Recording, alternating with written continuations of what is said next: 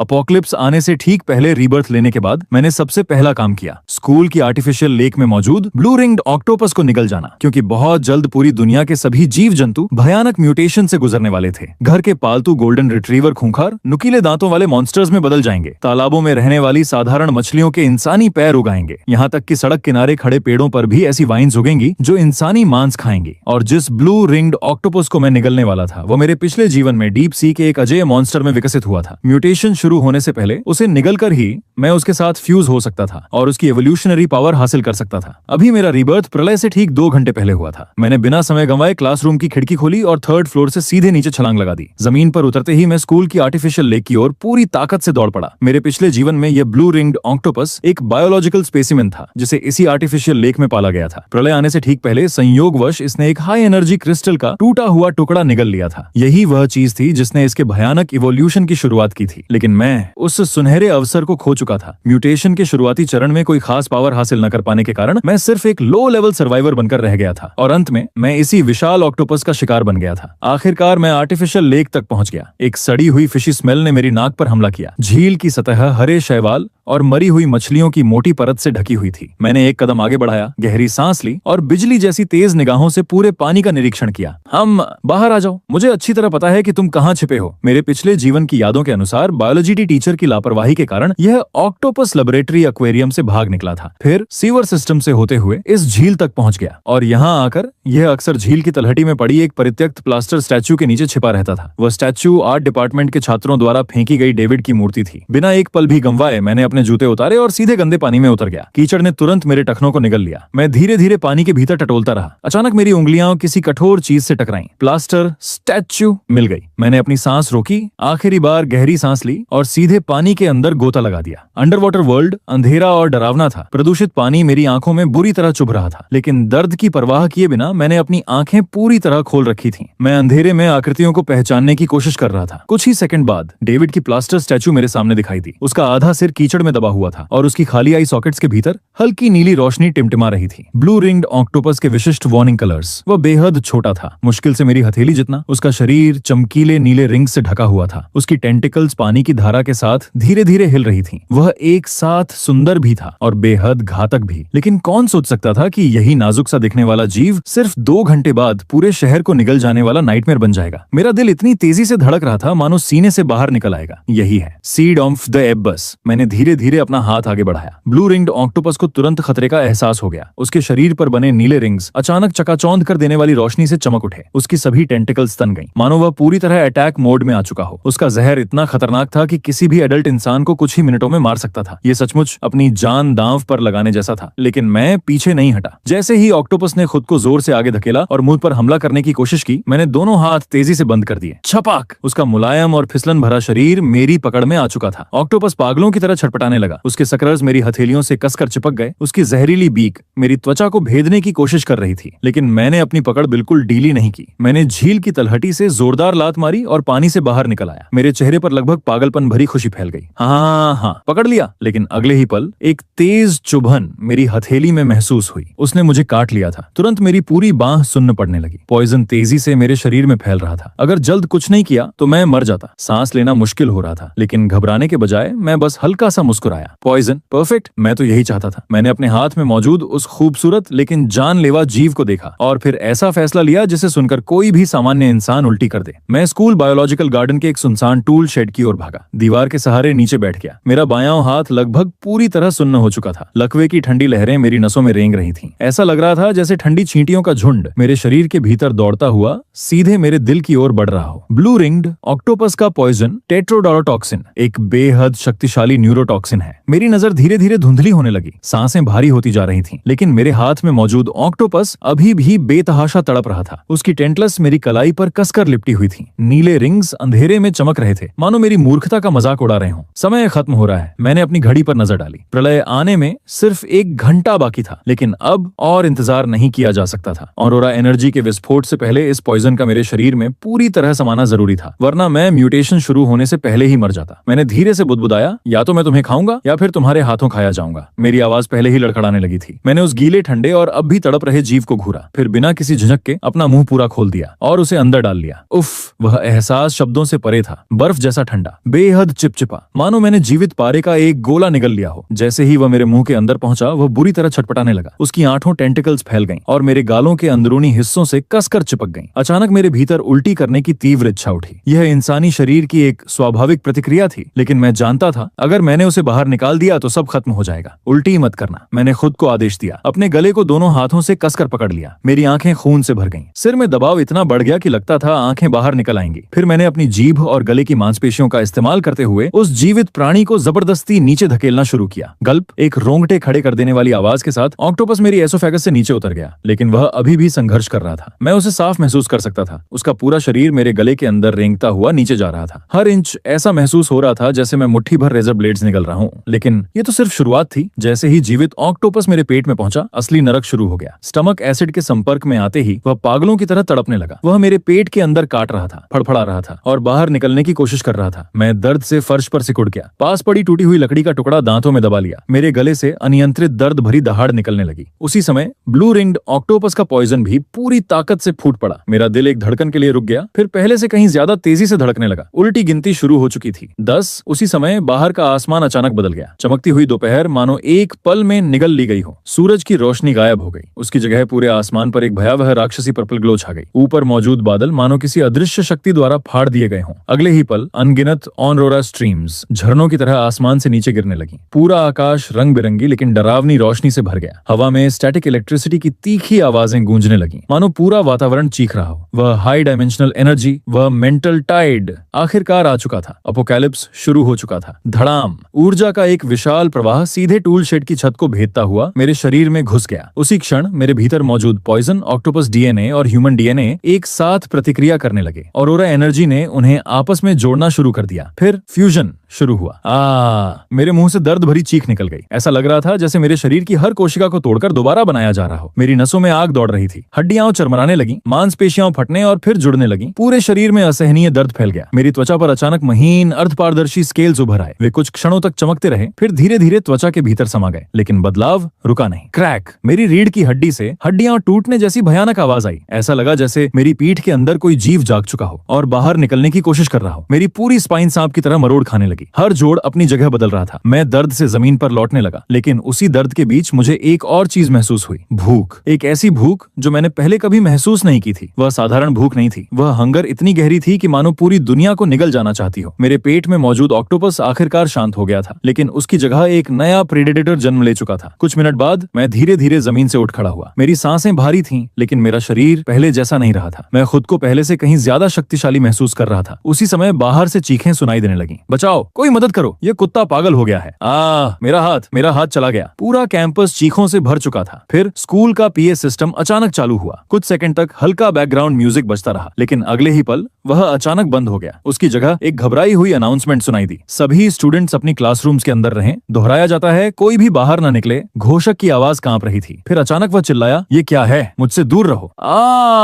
एक दिल दहला देने वाली चीख पूरे कैंपस में गूंज उठी और फिर पूर्ण सन्नाटा छा गया। मैं अंधेरे में खड़ा रहा, धीरे धीरे अपना हाथ ऊपर उठाया। मेरी उंगलियां पहले से लंबी हो चुकी थीं। उनका रंग अस्वाभाविक रूप से पीला था। उंगलियों के सिरों पर गहरा मेटालिक शाइन दिखाई दे रहा था। वे अब इंसानी नाखून नहीं लग रहे थे, बल्कि किसी प्रेडेटर के क्लॉज जैसे दिख रहे थे। लेकिन सबसे बड़ा बदलाव अंदर था। मेरे सीने के भीतर मैं एक अतिरिक्त धड़कन महसूस कर सकता था। धक धक धक। एक दूसरा हार्ट, ठंडा, निर्दयी और पूरी तरह अमानवीय, मानो किसी दूसरी स्पीसीज का हार्ट मेरे शरीर में धड़क रहा हो। मैंने धीरे धीरे अपनी मुट्ठी बंद की। मेरे होंठों पर एक हल्की मुस्कान उभर आई। सफल हो गया, फ्यूजन सफल हो गया। अब मैं सिर्फ इंसान नहीं रहा था। लेकिन अभी ये तो बस शुरुआत थी, क्योंकि असली अपोकलिप्स अब शुरू हुआ था। मैंने धीरे धीरे टूल शेड का दरवाजा धक्का देकर खोला। कर्कश आवाज के साथ दरवाजा खुला और मैं बाहर निकल आया। मेरे सामने जो दृश्य था उसे देखकर कोई भी सामान्य इंसान वहीं घुटनों के बल गिर जाता। पर्पल ऑरोरा की रोशनी के नीचे पूरा कैंपस नरक में बदल चुका था। हर तरफ अफरा तफरी मची हुई थी। छात्र जान बचाकर भाग रहे थे। चीखें लगातार हवा में गूंज रही थीं। कुछ लोग जमीन पर पड़े तड़प रहे थे, तो कुछ लोग उन म्यूटेटेड क्रिएचर्स का शिकार बन चुके थे जो कुछ घंटे पहले तक साधारण जानवर जानवर थे। अपोकलिप्स ने पूरी दुनिया को अपनी चपेट में लेना शुरू कर दिया था। मैदान के बीचों बीच एक विशाल आकृति खड़ी थी। वह स्कूल का पालतू कुत्ता वांग-काई था, लेकिन अब उसे कुत्ता कहना मुश्किल था। उसका शरीर अपने मूल आकार से लगभग 3 गुना बड़ा हो चुका था। उसकी पीठ से नुकीले बोन स्पाइक्स बाहर निकले हुए थे। मांसपेशियां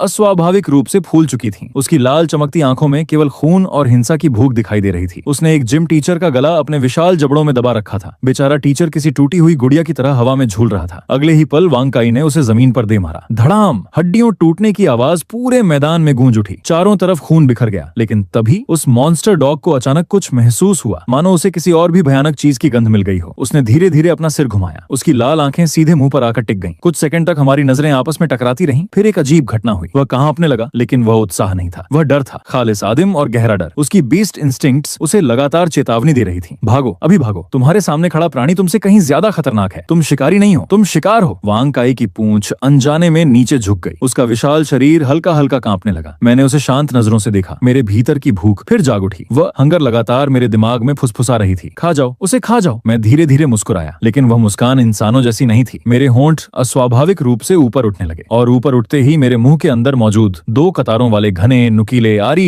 जैसे दांत दिखाई देने लगे। वह किसी इंसान की स्माइल नहीं थी, वह एक मॉन्स्टर की स्माइल थी। एक ऐसी मुस्कान जो केवल शिकारियों के चेहरे पर दिखाई देती। और अगले ही क्षण एक भयानक कान फाड़ देने वाली हंसी वातावरण में गूंज उठी। वह इंसान की आवाज नहीं थी। ऐसा लग रहा था जैसे पूरा आकाश विलाप कर रहा हो, मानो किसी प्राचीन और भयावह अस्तित्व ने अपनी आंखें खोल दी हो। अचानक मेरे घुटने मुड़ गए। मैं एक घुटने के बल जमीन पर गिर पड़ा, लेकिन यह कमजोरी नहीं थी। मेरे शरीर के अंदर एक नया परिवर्तन शुरू हो चुका था। मेरी रीढ़ की हड्डी अपने आप मरोड़ खाने लगी। ऐसा लग रहा था जैसे मेरी स्पाइन के भीतर कोई जीव जाग चुका हो। वह लगातार हिल रही थी, फड़फड़ा रही थी, मानो किसी सांप की तरह अपने प्राकृतिक रूप में लौटने की कोशिश कर रही हो। मेरी पीठ के नीचे की मांसपेशियां उभरने लगीं, हड्डियों जगह बदलने लगीं। पूरा शरीर दर्द से जल रहा था, लेकिन उसी दर्द के बीच मुझे एक अजीब सी उत्तेजना महसूस हो रही थी। कुछ मेरे अंदर जन्म ले रहा था, कुछ बेहद खतरनाक। और फिर खांस! मैंने अचानक एक चीज मुंह से बाहर उगल दी। वह गाढ़े काले रंग का एक चिपचिपा पदार्थ था, जो जमीन पर गिरते ही हल्का हल्का हिलने लगा, मानो उसके भीतर अब भी जीवन बाकी हो। और उसी पल मुझे एहसास हुआ मेरी एवोल्यूशन अभी खत्म नहीं हुई थी। असल परिवर्तन तो अब शुरू होने वाला था। उसी पल मुझे महसूस हुआ कि मेरे शरीर में बदलाव अभी खत्म नहीं हुए थे। मेरी हीयरिंग कई गुना बढ़ चुकी थी। कैंपस का शोर, जो पहले मोटी दीवारों के कारण दब जाता था, अब मेरे कानों में बिल्कुल साफ सुनाई दे रहा था। दूर से आती चीखें, भागते हुए लोगों की आवाजें, कांच टूटने की आवाज, यहाँ तक कि दीवारों के भीतर रेंगते छोटे जीवों की हरकत भी। मैंने झटके से सिर ऊपर उठाया। मेरी आंखों के सामने की दुनिया बदल चुकी थी। अब मैं चीजों को इंसानों की तरह नहीं देख रहा था। चारों ओर की दीवारें अर्धपारदर्शी ग्रे ग्रेड में बदल गई थीं। उनके भीतर मौजूद दरारें तक साफ दिखाई दे रही थीं, और उन दरारों के अंदर सैकड़ों कॉकरोचेस पागलों की तरह रेंग रहे थे। वे सामान्य कीड़ों की तुलना में कई गुना तेजी से बढ़ रहे थे। उनके शरीर भी म्यूटेशन से गुजर रहे थे। मैंने भारी आवाज में बुदबुदाया, यह शुरू हो चुका है। मेरी आवाज अब पहले जैसी नहीं थी। उसमें एक हल्की मेटालिक एको थी, मानो इंसान और किसी दूसरी स्पीशीज की आवाज एक साथ बोल रही हो। मैं दीवार का सहारा लेकर खड़ा हुआ। शरीर आश्चर्यजनक रूप से हल्का लग रहा था। पहले की दुबली पतली मांसपेशियां अब एक्सप्लोसिव पावर से भरी हुई थीं। मैंने धीरे से अपनी मुट्ठी भींची। Crack crack! मेरी उंगलियों के जोड़ पटाखों जैसी आवाज के साथ चटक उठे, और मेरी आंखों के सामने मेरे नाखून लंबे होने लगे, तेज, नुकीले और धातु जैसी चमक लिए हुए। मैंने टूल शेड का जर्जर लकड़ी का दरवाजा खोला, लेकिन बाहर जो दृश्य था वह मुझे भी कुछ सेकंड के लिए स्तब्ध कर गया। कभी हरा भरा रहने वाला बायोलॉजिकल गार्डन अब एक मॉन्स्टर नेस्ट बन चुका था। फ्लावर बेड्स में लगे सजावटी गुलाब तेजी से बदल रहे थे। उनकी पंखुड़ियां झड़ रही थीं, और उनकी जगह दांतों से भरे विशाल मुंह उग रहे थे। तेज धार वाले नुकीले दांत, भूखे मुंह जिन्हें बस शिकार चाहिए था। चारों तरफ फैली वाइन्स हवा में पागलों की तरह लहरा रही थीं। वे किसी भी जीवित प्राणी को पकड़ने के लिए बेचैन थीं। यह ऑरोरा एनर्जी का आतंक था। Survival of the fittest. योग्य जीव विकसित हो रहे थे, कमजोर जीव विकृत होकर मिट रहे थे। मैंने तुरंत फैसला किया, मुझे यहाँ से निकलना होगा। जब ये प्लांट्स पूरी तरह विकसित हो जाएंगे, तब ये पूरा गार्डन एक फॉरबिडन जोन बन जाएगा। लेकिन तभी बचाओ! एक दर्द भरी चीख ने मेरा ध्यान खींच लिया। गार्डन के एंट्रेंस पर स्कूल सिक्योरिटी गार्ड वांग देयांग जमीन पर तड़प रहा था। उसके पैर मिट्टी में धंसे हुए थे। नहीं, सिर्फ धंसे नहीं थे, वे जड़ पकड़ चुके थे। उसके नीचे की घास अब साधारण घास नहीं रह गई थी, वह स्टील नीडल्स जैसी कठोर हो चुकी थी। वे उसकी यूनिफॉर्म को भेदकर मांस के अंदर घुस चुकी थीं। जड़ें उसकी नसों के भीतर फैल रही थीं। उसका खून, उसकी ऊर्जा, उसकी लाइफ फोर्स सब कुछ चूस रही थी। मेरे पैर! ये क्या हो रहा है? स्टूडेंट, जल्दी मेरी मदद करो, मुझे बचाओ! उसने मुझे देखा। उसकी आंखों में आशा की आखिरी किरण चमक उठी, जैसे कोई डूबता हुआ आदमी लाइफलाइन देख ले। लेकिन मैं नहीं हिला। मैं बस उसे देखता रहा, ठंडी निगाहों से। मेरे सामने उसकी स्किन के नीचे हरी नसें फैल रही थीं, लेकिन वे नसें नहीं थीं, वे प्लांट रूट्स थीं। धरती उसकी लाइफ फोर्स को जबरदस्ती खींच रही थी। वांग शू, मुझे बचाओ, मेरे पास पैसे हैं, मैं तुम्हें बहुत सारे पैसे दूंगा। वह रोते हुए अपनी जेब से नोटों का बंडल निकालकर मेरी तरफ फेंकने लगा। बैंगनी ऑनरोरा के नीचे लाल करेंसी नोट्स बेहद हास्यास्पद लग रहे थे। मैं हल्का सा मुस्कुराया। पैसे? हाँ हाँ, मेरी हंसी में हल्की धात्विक गूंज थी। इस नई दुनिया में इनकी कीमत इतनी भी नहीं कि इनसे अपनी गांड साफ की जा सके। वांग डेयांग की आंखें फैल गईं। तू जानवर है। लेकिन उसकी गालियां अधूरी रह गईं। अचानक उसके सीने में भयानक दर्द उठा। उसने नीचे देखा और चीख पड़ा। उसके सीने से एक चमकीला ब्लड रेड फ्लावर उग रहा था। वह फूल तेजी से बड़ा हो रहा था। उसकी जड़ें सीधे उसके हार्ट से जुड़ी थीं और उसका खून चूस रही थी। कुछ ही सेकंड में उसके मुंह से हरी टहनियां निकलने लेनी थी। फिर सब खत्म हो गया। महज 10 सेकंड। एक 200 पाउंड का एडल्ट इंसान ह्यूमन फर्टिलाइजर बन गया। उसका शरीर सूख कर सिकुड़ गया, जबकि उसके सीने पर उगा लाल फूल और भी ज्यादा खिल उठा। उससे एक मीठी लेकिन घातक खुशबू फैल रही थी। मैंने नजरें फेर लीं। कोई दया नहीं, कोई दुख नहीं, सिर्फ ठंडी उदासीनता। जंगल लॉ, अब यही नियम है। पिछले जन्म में मैं शिकार था, लेकिन इस जन्म में मैं शिकारी हूँ। उसी क्षण पीछे से तेज हवा का झोंका आया। मेरे पूरे शरीर में खतरे की घंटियां बज उठी। मुझे पीछे मुड़कर देखने की जरूरत भी नहीं पड़ी। मेरा शरीर पहले ही प्रतिक्रिया कर चुका था। मैं बिजली की गति से एक तरफ कूद गया। धड़ाम! एक विशाल काली परछाई उसी जगह आ गिरी जहां मैं 1 सेकंड पहले खड़ा था। कंक्रीट का फर्श टूट गया। मलबा चारों ओर बिखर गया। कुछ टुकड़े मेरे गाल को चीरते हुए निकल गए, लेकिन अगले ही पल घाव अपने आप भर गया। मैंने ऊपर देखा। लगभग 5 मीटर दूर एक मॉन्स्टर खड़ा था। उसकी शक्ल अब भी गोल्डन रिट्रीवर जैसी थी, लेकिन उसका आकार बैल जितना बड़ा हो चुका था। उसके गले में एक गुलाबी कॉलर लटक रहा था, जिस पर टेढ़े अक्षरों में लिखा था वंग चाय, कैंपस का वही प्यारा डॉग जो पहले सॉसेज मिलने पर पूंछ हिलाता था, लेकिन अब उसकी आंखों में सिर्फ मैडनेस और ब्लड लस्ट बचा था। मैं अपनी जगह से बिल्कुल नहीं हिला। मेरे शरीर के भीतर रीबर्थ के बाद पहली असली एडेप्टेशन चल रही थी। नया फ्यूज हुआ ऑक्टोपस डीएनए अनगिनत ठंडे सांपों की तरह मेरी नसों में दौड़ रहा था। वो मेरे नर्वस सिस्टम को दोबारा लिख रहा था। हर सेकंड मेरा शरीर और भी ज्यादा शक्तिशाली बन रहा था। मैं उस हेल डॉग की हार्ट बीट साफ साफ सुन सकता था। धक धक धक। वह किसी वॉर ड्रम की तरह भारी और डरावनी थी। मैंने धीरे धीरे अपना दाहिना हाथ उठाया। मेरी आंखों में ठंडी चमक उभर आई। आओ देखते हैं मैं अब वास्तव में कितना शक्तिशाली हूँ। मानो उस म्यूटेटेड बीस्ट ने मेरी चुनौती समझ ली हो। उसके पिछले पैर अचानक तन गए। धड़ाम! कंक्रीट उसकी ताकत से चकनाचूर हो गया। अगले ही पल उसका विशाल शरीर कैनन बॉल की तरह मेरी तरफ दागा गया। बहुत तेज, बेहद तेज। मेरे पिछले जीवन में मिले कुछ अर्थ टियर एगल जॉम्बीज भी शायद इतनी गति से हमला नहीं कर सकते थे। अगर यह मेरा पुराना शरीर होता तो मैं इस हमले को देख भी नहीं पाता। लेकिन अब सब कुछ अलग था। एड्रेनालिन की लहर के साथ मेरी डायनामिक विजन सक्रिय हो चुकी थी। से ही उसके विशाल क्लॉज मेरी छाती तक पहुंचे। मेरी कमर अचानक पीछे की ओर मुड़ गई, पूरे 90 डिग्रीज। ऐसा दृश्य जिसे देखकर कोई भी इंसान दंग रह जाता। मेरा शरीर जमीन के साथ फिसल गया। स्विश! उसके पंजे मेरे ऊपर से निकल गए, लेकिन पूरी तरह नहीं। 3 गहरे क्लॉ मार्क्स मेरी छाती पर उभर आए। गर्म खून बाहर निकल आया। असहनीय दर्द, लेकिन उस दर्द ने मुझे कमजोर नहीं किया। उसने मेरे भीतर की हिंसा को और भड़का दिया। मेरी आंखों में एक खतरनाक चमक आ गई। पकड़ लिया! जिस पल हम एक दूसरे को क्रॉस कर रहे थे, मेरा दाहिना हाथ बिजली की तरह ऊपर उठा और सीधे उसके नरम पेट में घुस गया। धड़ाम! विशाल हेल डॉग लगभग 2 मीटर दूर जाकर घास पर गिरा। अगर वह कोई सामान्य जानवर होता तो उसी पल मर चुका होता, लेकिन म्यूटेटेड क्रिएचर्स इतनी आसानी से नहीं मरते। मैंने ठंडी नजरों से देखा। कुछ ही सेकंड बाद वह लड़खड़ाता हुआ फिर से खड़ा हो गया। उसके पेट से खून बह रहा था, लेकिन उसकी आंखों की क्रूरता पहले से भी ज्यादा बढ़ चुकी थी। मैंने अपने चेहरे पर लगा खून पोंछा, फिर अपनी जीभ से उसे चाटा। खून का स्वाद कड़वा, उसमें रेडिएशन डस्ट की अजीब सी गंध मिली हुई थी। उसी क्षण मेरे भीतर मौजूद दूसरे हार्ट ने जोर से धड़कना शुरू कर दिया। धक! एक भयंकर हंगर पूरे शरीर में दौड़ गई। मांस की भूख, खून की भूख, शिकार करने की भूख। मैंने गहरी सांस ली और उस भावना को दबा दिया। अभी नहीं। हेल डॉग फिर से खड़ा हो चुका था। इस बार दर्द ने उसकी बीस्ट इंस्टिंक्ट्स को पूरी तरह जगा दिया था। उसकी आंखें खून जैसी लाल हो गईं। उसने अपने विशाल जबड़े खोले, फिर उसका गला फूलने लगा, मानो उसके भीतर कुछ इकट्ठा हो रहा हो। मेरे पिछले जीवन के कॉम्बैट एक्सपीरियंस ने तुरंत खतरे की घंटी बजा दी। Ability awakening. म्यूटेटेड क्रीचर्स अक्सर अपनी इनेट स्किल्स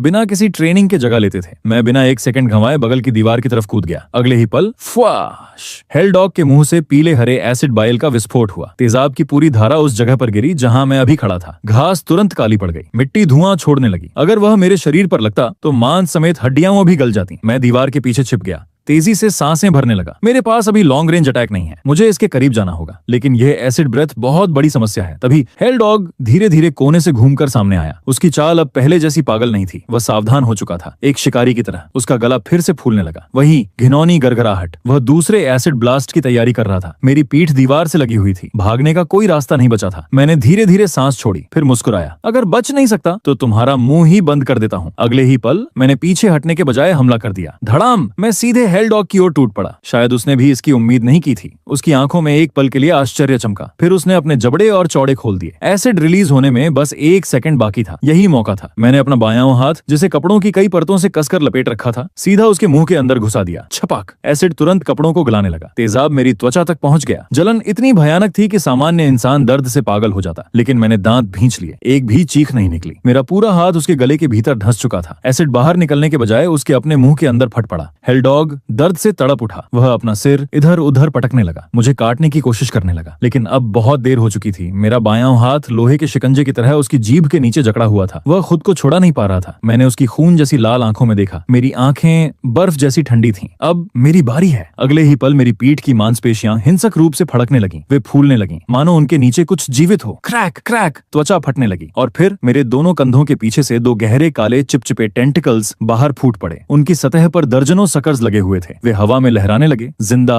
भूखे और बेहद खतरनाक। मैंने उन्हें देखा, फिर अपने होठों पर एक खूंखार मुस्कान फैला दी। तो यही है मेरी पहली म्यूटेशन एबिलिटी। यही था मेरा ट्रम्प कार्ड, मेरा अल्टीमेट वेपन, एबिसल टेंटल लार्वा। मेरे कंधों से निकले दोनों काले टेंटलस अचानक जिंदा विषैले सांपों की तरह हरकत करने लगे। फटाक! वे बिजली जैसी गति से आगे बढ़े और सीधे हेल डॉग की नाक के अंदर घुस गए। जैविक रूप से देखा जाए तो नाक से ब्रेन तक पहुंचने का यह सबसे सीधा रास्ता था। अपने गलते हुए बाएं हाथ की असहनीय पीड़ा को सहते हुए मैंने अपनी सारी मेंटल एनर्जी उन टेंटिकल्स में केंद्रित कर दी, और फिर वे और गहरे घुसते चले गए। उन पर लगे सकर्स एक एक करके खुलने लगे। छप छप छप वे नाक की म्यूकोसल वॉल से चिपकते हुए ऊपर चढ़ते गए। फिर आखिरकार वे सीधे उसके ब्रेन तक पहुंच गए। अगले ही पल टेंटिकल्स के सिरे फैल गए। वे नुकीले मांसल गोले में बदल गए, और फिर उन्होंने हेल डॉग के ब्रेन को अंदर से चबाना शुरू कर दिया। Crunch crunch crunch! Mutated hello dog का विशाल शरीर अचानक अकड़ गया। उसके पैर बेकाबू होकर फड़कने लगे। उसकी ब्लड रेड आइजन की चमक तेजी से फीकी पड़ गई। कुछ सेकंड बाद धड़ाम! उसका विशाल शरीर जमीन पर गिर पड़ा, पूरी तरह निश्चल। सब खत्म हो चुका था। मैंने धीरे धीरे अपना बायां हाथ उसके मुंह से बाहर निकाला। त्वचा के बड़े बड़े हिस्से एसिड से गल चुके थे। हड्डियां तक दिखाई दे रही थीं, लेकिन मैंने दर्द की तरफ ध्यान नहीं दिया, क्योंकि उसी समय एक और भी ज्यादा शक्तिशाली एहसास मेरे ऊपर हावी हो चुका था। परमानंद, शक्ति, विकास। मैंने धीरे धीरे अपने टेंटिकल्स वापस खींचे, लेकिन पूरी तरह नहीं। उनमें से एक टेंटिकल के सिरे पर कुछ लिपटा हुआ था, एक धड़कता हुआ कोर, लगभग फेफड़े जितना बड़ा, गहरे लाल रंग का, मानो जीवित हो। धक धक धक! ये वही बीस्ट कोर था जिसे मैंने हेल डॉग के ब्रेन से निकाला था। हालांकि यह सिर्फ एफ रैंक बीस्ट कोर था, लेकिन अपोकलिप्स की शुरुआत में यह एक अमूल्य ट्रेजर था। मैंने उस कोर को देखा। उस पर अभी भी ब्रेन मैटर चिपका हुआ था, लेकिन मुझे घिन नहीं आई। बिना किसी हिचकिचाहट के मैंने उसे सीधे मुंह में डाल लिया। क्रंच! मैंने उसे हार्ड कैंडी की तरह चबा डाला। तुरंत मेरे शरीर के अंदर गर्मी की एक लहर दौड़ गई। ऐसा लगा मानो लावा मेरी नसों में बह रहा हो। मेरे बाएं हाथ में झुनझुनी शुरू हो गई। फिर हीलिंग शुरू हो गई। गल चुकी त्वचा वापस उगने लगी। नई मसल फाइबर्स बनने लगी। हड्डियां दोबारा ढक गईं। सिर्फ 30 सेकंड के अंदर मेरी पूरी बांह फिर से तैयार हो चुकी थी। पहले से भी ज्यादा मजबूत, पहले से भी ज्यादा कठोर। नई त्वचा पर हल्की मेटालिक शीन चमक रही थी। उसी समय मेरे दिमाग की गहराई में एक सिस्टम मैसेज जैसा संकेत उभरा। Devour successful, gene fragment extracted, bone hardening weak, enhanced sense of smell weak. मेरे होंठों पर मुस्कान आ गई। जैसा सोचा था, डिवोरिंग एवोल्यूशन सच में काम कर रही है। मैं खड़ा हुआ और अपनी नई बाहों को घुमाया। Crack crack! जोड़ों से संतोषजनक आवाजें निकलीं। मेरे भीतर की हंगर गायब हो चुकी थी। उसकी जगह रॉ पावर का एहसास था। फिर मैंने सिक्योरिटी गार्ड की बटन उठाई और बायोलॉजिकल गार्डन से बाहर निकल गया। मैंने एकेडमिक बिल्डिंग की ओर देखा। घना ब्लैक स्मोक ऊपर उठ रहा था। हर दिशा से चीखें सुनाई दे रही थीं। कांच टूटने की आवाजें, लोगों के भागने की आवाजें, और कहीं कहीं भारी चीजों के गिरने की गूंज। मैंने बैटन पर अपनी पकड़ मजबूत कर ली। लूसी हान, तुम अभी भी अंदर होनी चाहिए। मेरे पिछले जीवन की यादें साफ थीं। मुझे उसे ढूंढना था, और उससे भी ज्यादा महत्वपूर्ण, मुझे चौथी मंजिल तक पहुंचना था, क्योंकि वहां टीचर्स ऑफिस में एक जब्त किया हुआ कंपाउंड बो रखा था। स्कूल आर्चरी टीम का बो। नियम तोड़कर स्कूल लाने के कारण डीन ने उसे जब्त कर लिया था। लेकिन अपोकलिप्स के शुरुआती दिनों में, जब गन्स मिलना लगभग असंभव था, एक हाई क्वालिटी कंपाउंड बो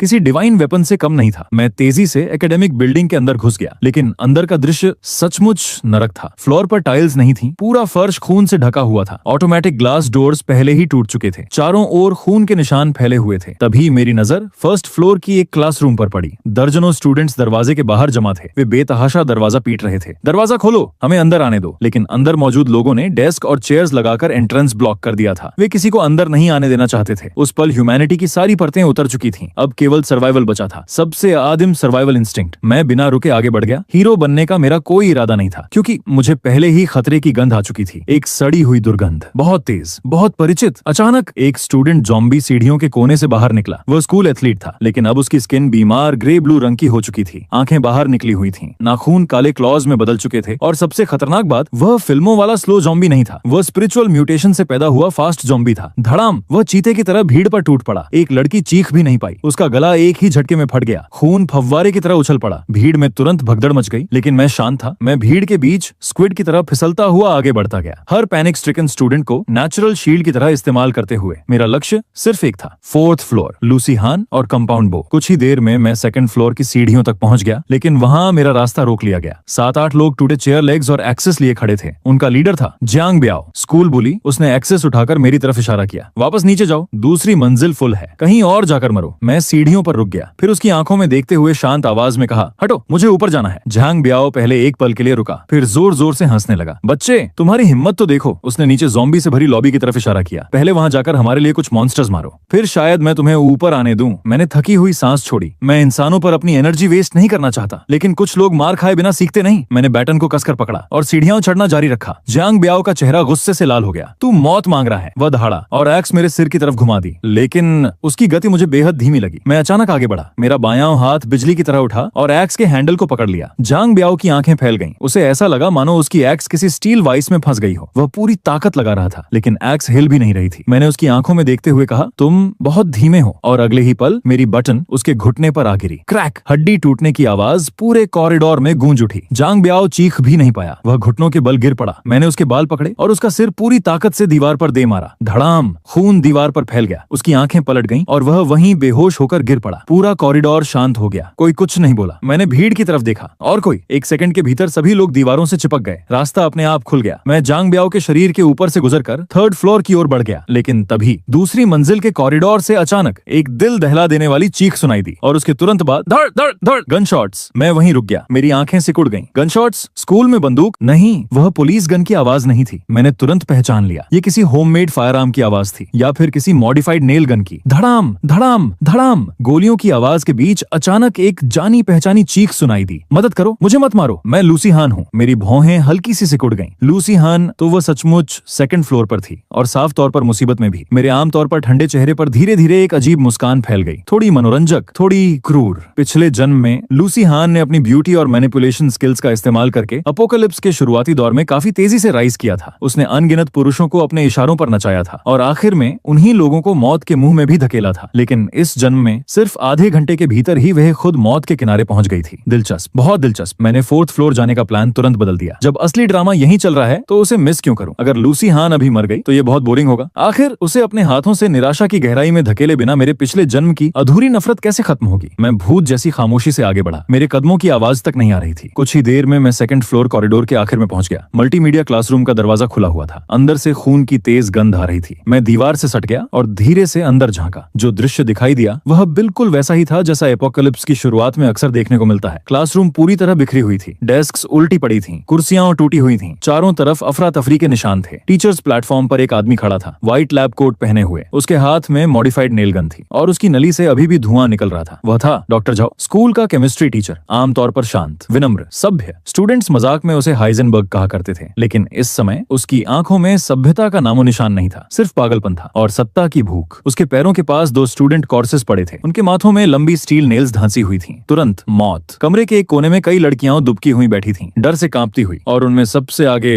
लूसी हान थी। उसके कपड़े अस्त व्यस्त थे, आंसुओं के निशान चेहरे पर फैले हुए थे। वह पूरी तरह असहाय दिखाई दे रही थी, लेकिन मेरी आंखें बाकी लोगों जैसी नहीं थीं। मैंने तुरंत उसकी पीठ के पीछे छिपा हुआ हाथ देख लिया। उसकी उंगलियों में एक शार्प बॉक्स कटर छिपा हुआ था। मैं हल्का सा मुस्कुराया, तो तुम अभी भी वही हो, एक जहरीली सांपिन। वह अभिनय कर रही थी, पूरी तरह अभिनय। वह सही मौके का इंतजार कर रही थी। डॉक्टर झाओ ने नेलगन उठाई। कोई भी हिलेगा नहीं। उसकी आवाज कांप रही थी, लेकिन उसमें एक पागल आत्मविश्वास भी था। बाहर मॉन्स्टर्स का राज है, पुरानी दुनिया खत्म हो चुकी है। अगर हमें जीना है तो नई व्यवस्था बनानी होगी। उसने अपनी छाती ठोकी। और मैं यहाँ टीचर हूँ, इसलिए मैं लीडर हूँ। अब से तुम सब लड़कियां मेरी रिसोर्सेज हो। दरवाजे के बाहर खड़े होकर मैंने धीरे से सिर हिलाया। अपोकलिप्स शुरू हुए मुश्किल से 30 मिनट हुए हैं, एंड ह्यूमन नेचर पहले ही ढह चुकी है। सभ्यता का आवरण सच में कागज से भी पतला है। उधर डॉक्टर झाओ धीरे धीरे लूसी हान की तरफ बढ़ रहा था। उसके चेहरे पर गंदी मुस्कान फैल रही थी। लूसी हान, मेरी प्यारी छात्रा, मैंने हमेशा तुम्हारा कितना ख्याल रखा है। अब समय नहीं आ गया कि तुम अपने टीचर का एहसान चुकाओ? लूसी हान कांपती हुई पीछे हटी। उसकी आंखों से आंसू बहने लगे। सर प्लीज ऐसा मत कीजिए, मैं बहुत डरी हुई हूँ। उसकी एक्टिंग इतनी परफेक्ट थी कि कोई भी धोखा खा जाता, लेकिन मैं नहीं, क्योंकि मैंने उसके हाथ की पकड़ बॉक्स कटर पर और मजबूत होते देख ली थी। वह वार करने वाली थी, बस सही दूरी का इंतजार कर रही थी। कुछ सेकंड बाद वह मौका आ गया। डॉक्टर झाओ ने हाथ बढ़ाकर उसका कॉलर पकड़ना चाहा, और उसी क्षण लूसी लूसी हान की आंखों से सारा डर गायब हो गया। उसकी जगह ठंडी क्रूरता आ गई, बिल्कुल किसी वाइपर की तरह। स्विश! उसका बॉक्स कटर बिजली की गति से आगे बढ़ा, सीधा डॉक्टर झाओ की गर्दन की तरफ। वार तेज था, सटीक था और पूरी तरह जानलेवा। ये किसी सामान्य हाई स्कूल गर्ल का हमला नहीं था, लेकिन